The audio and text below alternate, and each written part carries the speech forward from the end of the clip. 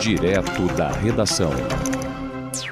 O Supremo Tribunal Federal formou maioria para definir essa questão do terceiro mandato em presidente Kennedy. Mas não é sobre essa temática propriamente que os ministros eles decidiram. Os ministros, na verdade, eles estão decidindo sobre uma reclamação que foi proposta pelo PDT de presidente Kennedy em relação ao terceiro mandato consecutivo de Dorley Fontão. Ele foi prefeito da cidade por 1 ano e 9 meses, inicialmente, por ocasião do afastamento da então prefeita Amanda Quinta, no âmbito da Operação Rubi, e ele ficou 1 ano e 9 meses à frente da prefeitura. Ele se reelegeu para o segundo mandato, ficando 4 anos, e em 2024 ele se reelege pela terceira vez.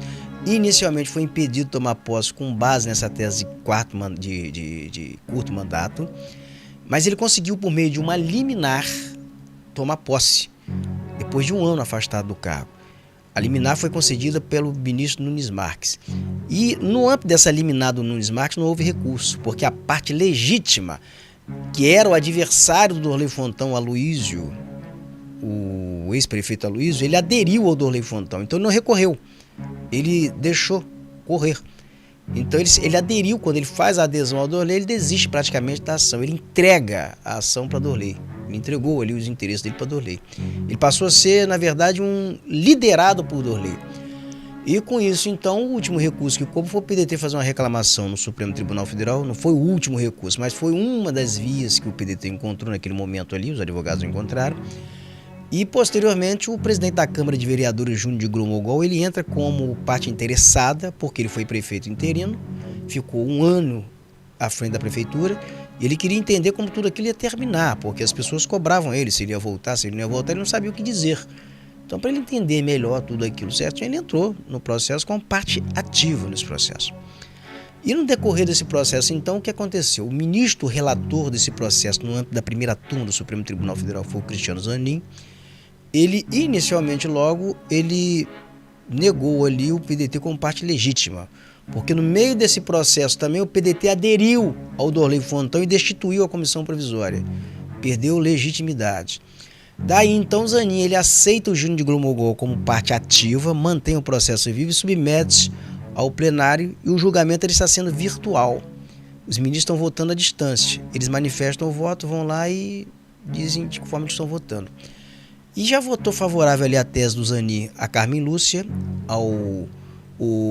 ontem o Alexandre de Moraes. Eles votaram no sentido de negar esse recurso, porque o Zanin, como relator, ele entendeu que a reclamação não foi a via adequada para essa questão.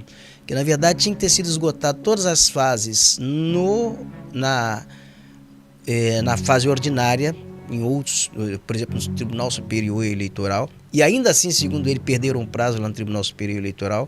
Aí esse prazo não coube, no caso, ao Júnior Gromogol, nem a parte que está na reclamação, mas a quem estava na demanda lá atrás, que desistiu.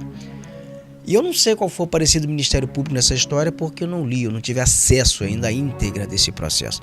Mas fato é que agora, com o voto de 3 ministros, são 4 que votam, são 3 votos favoráveis favoráveis à tese do Zanin, falta apenas o 4º voto, que é o voto do Flávio Dino. A gente não sabe como vai ser esse voto do Flávio Dino, mas ele tem maioria para consolidar essa tese, não que estejam dando razão ao Dorley Fontão, mas porque houve, segundo os ministros, um erro, um equívoco ali, porque a via correta para contestar a ação lá atrás não era a reclamação no Supremo Tribunal Federal. Eu vou simplificar aqui. O que os ministros aqui estão dizendo? O Zanin, ele está dizendo que vou só exemplificar. Você quer chegar a Belo Horizonte, você quer chegar a Minas, tem 2 estradas. Se você pega a estrada que vai conduzir a Minas e quer chegar a Belo Horizonte, você não vai chegar a Belo Horizonte, vai chegar... Ou melhor, se você pega a estrada que vai conduzir a Vitória, ao Espírito Santo, ao invés de pegar a estrada para chegar a Belo Horizonte, você não vai chegar a Belo Horizonte, vai chegar a Vitória. Então o que o Zanin falou foi o seguinte: vocês pegaram a estrada errada, vocês entraram por uma via errada, a via correta não era essa. E é isso, tecnicamente é isso que os ministros, eles estão acompanhando nesse entendimento. Agora, essa questão no Supremo Tribunal Federal, ainda que não tenha terminado esse julgamento, ela está longe de ser assim o principal problema do Dorley, porque o Dorley tem outros problemas. Isso agora é uma fase de reposicionamento. O Dorley terá grandes problemas, sobretudo em termos de cobertura midiática, em função dos escândalos, dos contratos escandalosos.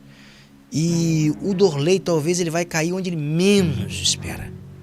Onde ele menos espera é que ele vai cair. Então se encerra o que está se falando aqui, são caminhos diferentes, são questões diferentes. Então uma coisa é o processo e a reclamação que está no âmbito do Supremo Tribunal Federal. Lá atrás ele dizia que estava tudo acabado, estava tudo encerrado. O que mostrou que não, que ele mentiu lá atrás. Não estava tudo encerrado. Tinha reclamação no Supremo Tribunal Federal. Então, Dorley, ele mente o tempo todo. E isso tudo tem custado muito ao Dorley. Isso tem sido muito doloroso. A sangria em relação ao Dorley, ele é muito grande.